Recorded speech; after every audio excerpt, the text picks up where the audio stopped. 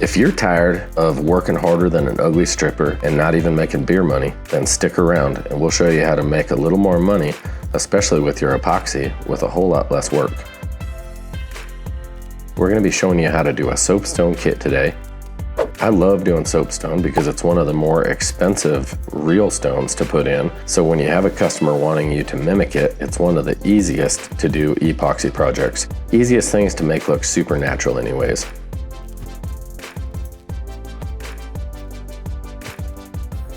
So make sure you get your mixing process correct. Mixing according to instructions, switch containers so you won't have those sticky spots on the side. We have really detailed mixing instructions as well on our channel here. We're starting out with charcoal because it is just a beautiful base, especially for the backdrop of the soapstone. Take your time mixing it in. You don't want to be pushing a whole bunch of air into it when you're mixing metallics, so just take your time and let it absorb down in there. Dump your product out there all over your piece. Make sure it looks like a little bit of a mess about to happen. I'm using a foam roller here, starting dead center. This is obviously just a sample here. We're doing a hollow core door, but this would be very similar to an actual countertop. So I'm taking time. I'm actually not pushing down at all. I'm just letting the roller take that surface tension and try to create a very even, uniform surface. Now you'll notice it's a bit ripply, and that's because it hasn't had time to self-level, but it will.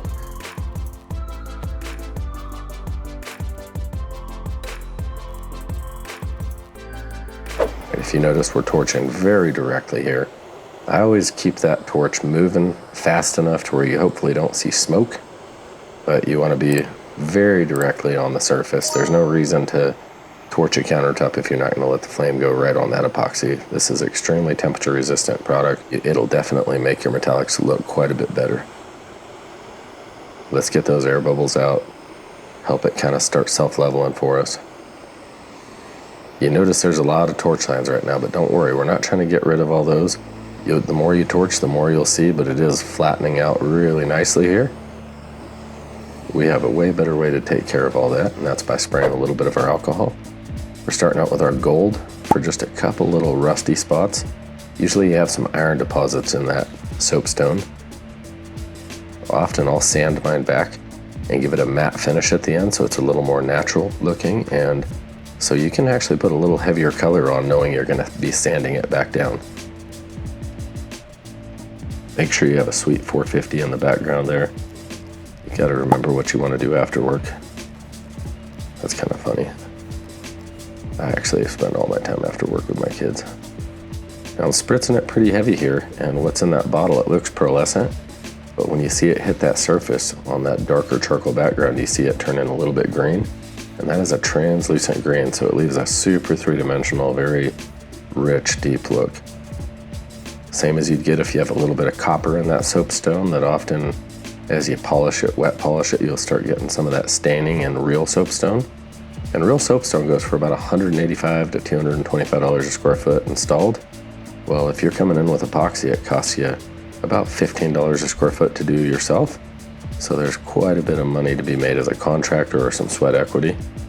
So make sure you look like you're kind of being a foo-foo painter here when you're trying to be Bob Ross here with this. No, I often do try to encourage people to actually be a bit more artistic during this phase though.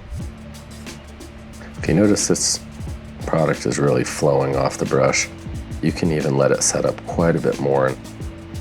Most people don't like working with thicker product, but when they do, they get way better veins.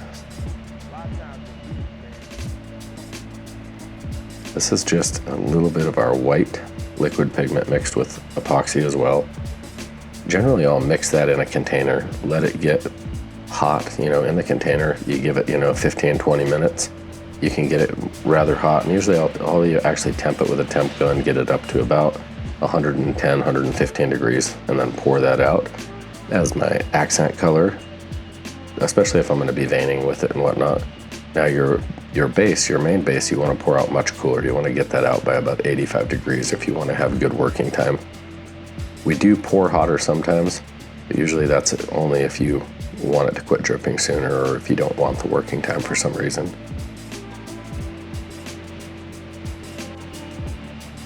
Try not to get your titties in it when you're leaning over it.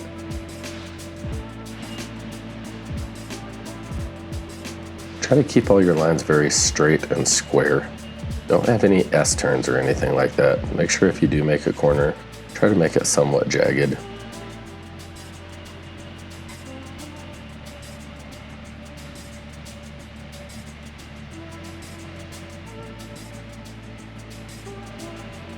With these little tiny veins, it's really cool. Even if they're not perfectly done, you can go ahead and take clear alcohol and just spritz it on top of it, and it'll break them up really nicely and leave them looking much more natural.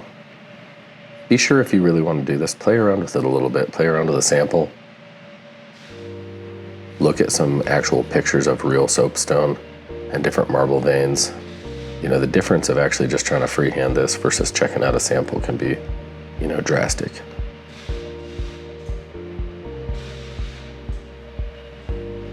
Remember, you can keep on going until you break something.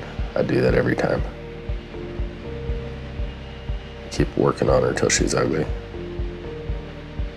Be random with your veins. Try not to do an anarchy symbol there, but sometimes it happens. Now I'm going to let this set up for a little while and it'll get tackier, and then we can do some really sharp veining with it. Whereas the veining we just did will be a little blurrier and not quite as crisp. But if we let this kind of tack up as it starts to set, it's really actually going to leave a really crisp line. A lot of people think, oh, you can't use it because it's sticky and stringy, but as long as it's still dripping off your mixing stick or your brush, we'll show you how to use it. It actually works really well. Let's do the math on a real job. If you're a contractor and you go out to bid a soapstone countertop and you are going to put real granite in or real soapstone, you're going to be looking at about $15,000 for a 75 square foot kitchen. With epoxy, you're going to be out around $600, and you can do a really good look-alike for soapstone, and it's actually more repairable. You're not going to have a lot of the typical damage with soapstone, and it's going to be much easier to fix if you ever do get it. So you actually have some really good upsides to sell, and of course, instead of spending $15,000, you're going to spend about $600, so you can kind of decide what you want your profit margin to be. If you're wanting to do this yourself for a little bit of sweat equity in your home, it's a really easy way to really upgrade the look of your home without spending a ton of money. But let's just figure this out. You're going to be wanting to pour around 15 square feet for each gallon so that it properly self-levels. Now at 75 square feet divided by 15 square feet per gallon, you're going to come up with 5 gallons. I personally would just round that up to 6 so you're not shorting yourself on product whatsoever. You know, so now you're out about $600 for your product for pouring all your countertops. As a contractor, I generally bid all of my countertops at $75 to $85 per square foot. So let's just say this 75 square foot house, we do it on the low side and we bid it at $75 per square foot. That is $56.25. So your $5,625 minus $600 for materials. And I mean, you definitely could take some out for some tape and drape and whatnot, but you're definitely going to want to have at least $50 worth of tape, some ram board for your floor and whatnot. You really protect your cabinets so you're not doing any extra work. You should be at around a $4,500 to $5,000 profit margin here on your typical kitchen, and that should be a very easy one-day project. Call our office if you want help with any of this, and we can definitely walk you through this in detail.